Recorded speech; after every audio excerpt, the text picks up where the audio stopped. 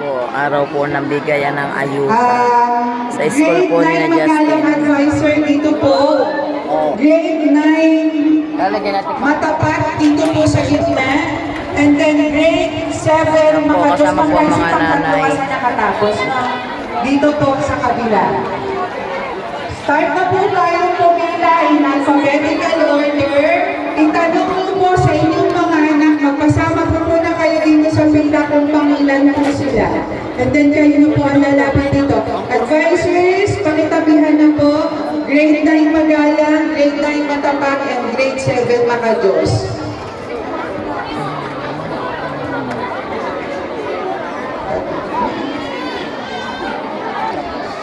Pila po kayo. Ayan po, nangunguna lagi sa ayuda. Jesus Ivan. Jesus Ivan. Nandiyan po. Jesus Ivan. Ken Macario. Baka nasa kabila. Rosa. Mami po nagkisabi ni Yuda. Kaya de la Cuesta. Grade 9 Matapat. Francesca Dito. Okay, wala si Abano. Si Jeremy Auntie. Martinez. Patricia Nico. Escalinas. Aray matatag. Ay, mga magalang. Hindi po ang matapat. Matatag. Dennis Reyes Eunice. Esteron Yurica. Honson Mikayla. Lascano King. Manangkin Princess. Rosales Angel.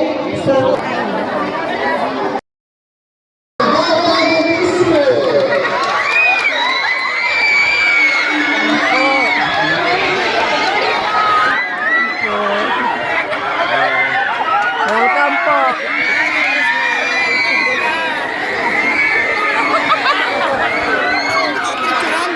Hindi. Ay, ako, kinuha ko pang kay Erika eh. Dahil inihabilin niyo sa akin, pinaperma ako kay ma'am, pinapaltan. Naka-do not disturb ang cellphone ko. Hindi pa nagbibigayan doon. Malis na ako. Nagsasalita pa yun.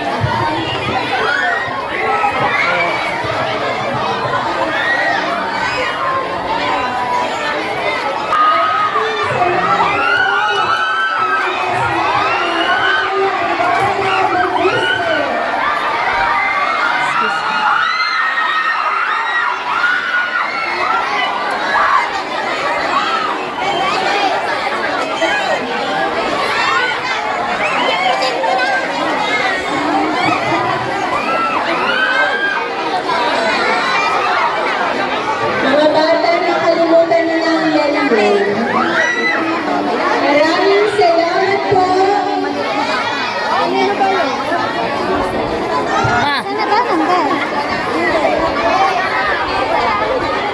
Pinabas na po ng ID parents. Pinabas na po ng ID.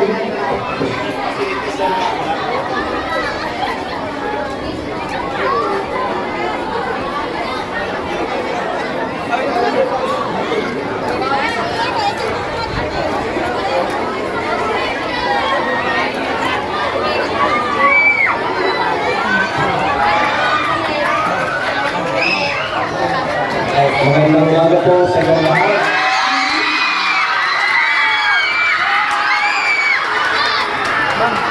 Uh, 2 weeks na tayo naghihintay para sa mga ito. Bago po ng bagyo, schedule na tayo. Pero nakikita po tayo ng bagyo. Pero bukas tayo po ay tuloy na may araw sa magiging allowance para sa lahat ng mga estudyante ng Nasipur National High School.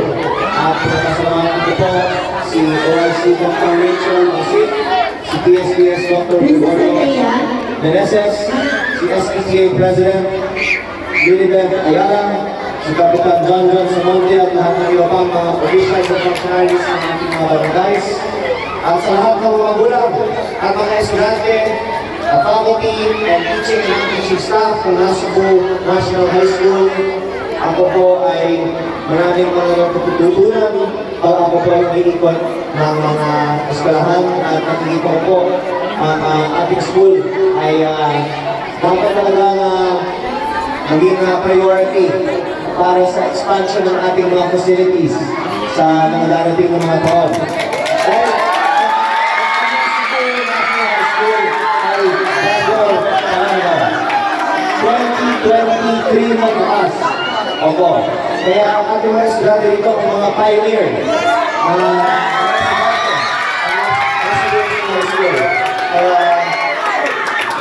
Nakikita ko ang development ng National High School over the years. At sana, by the time na ang ating mga grade 7 po yung first class dito. Opo. Dapat bago mag-graduate ang ating mga grade 7 students, makita na natin ang expansion at ang improvement ng facilities ng ating high school. Sana makakawin para sa ating mga grade 8 and 9 students. Opo. At naniniwala po tayo na dapat maging priority ang budget para sa edukasyon at sana may palaki ang budget ng Department of Education sa susunod na budget na apurahan ng Kongreso. At kasama din po dyan, inihain po natin ang isang panukalang batas para bigyan ng ating nasyonal na pamahalaan ng allowance ang lahat ng mga estudyante sa buong bansa.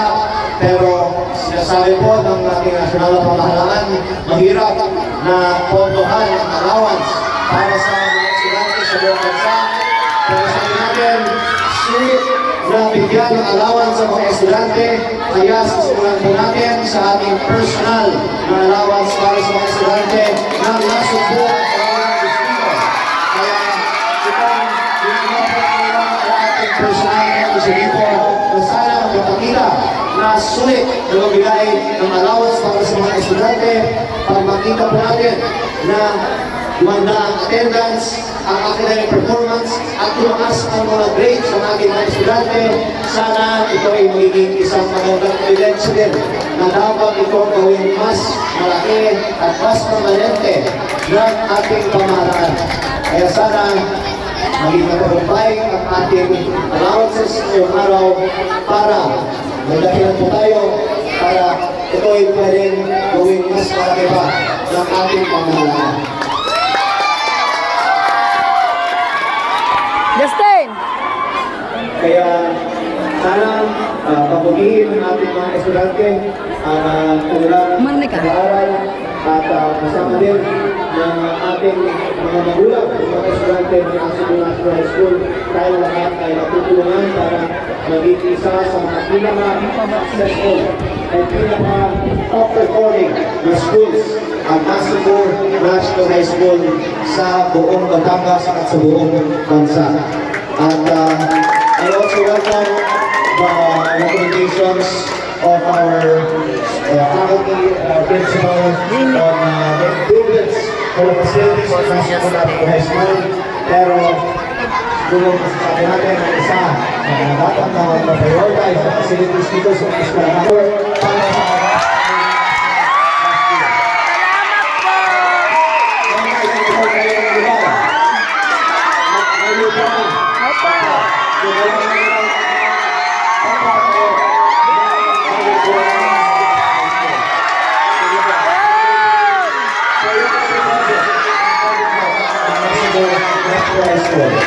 maraming salamat po sa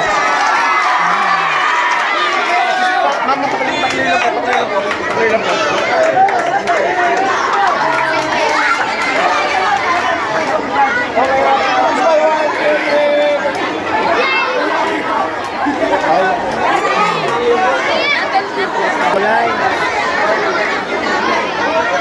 Hello.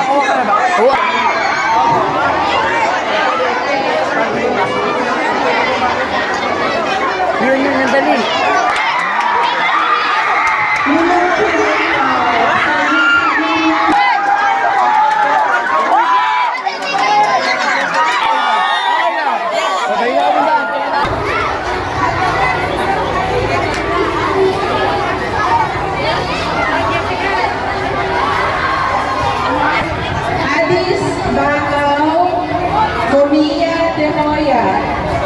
De Hoya.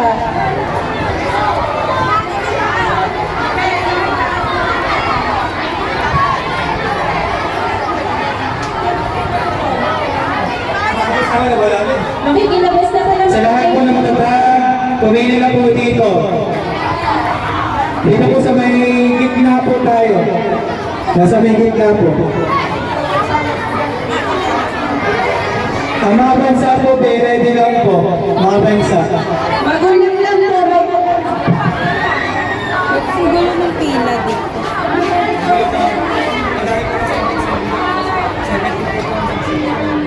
Makikipira na lang po ng ayos. Papa. Hanapin na lang po yung papa.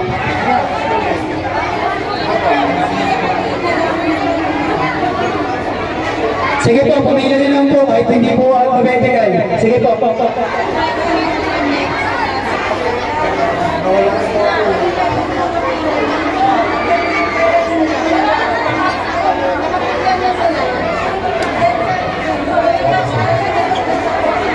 Ma'am, naibulong mo ba? Grade 8 mga bansa, para hindi na po tayo magsisikip-sikip dito. Grade 8 mga bansa po, inuulit ko, makikipila po ako sa dating pila po natin kanina.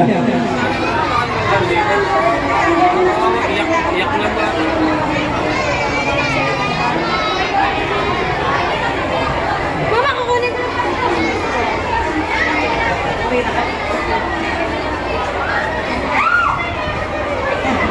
May klase pa.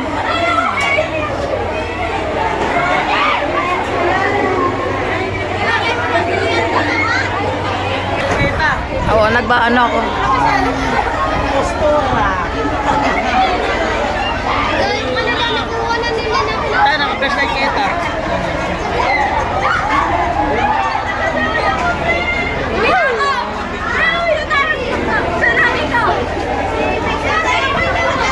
Yan, magkakamer.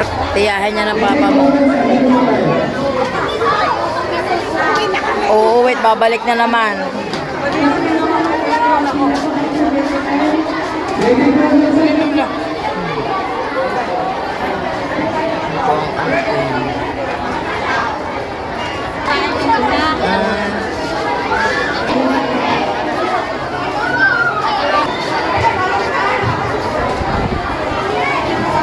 Wala na ako. Kapag ko. Na-chat mo na ako. Papaltan ko rin na BO.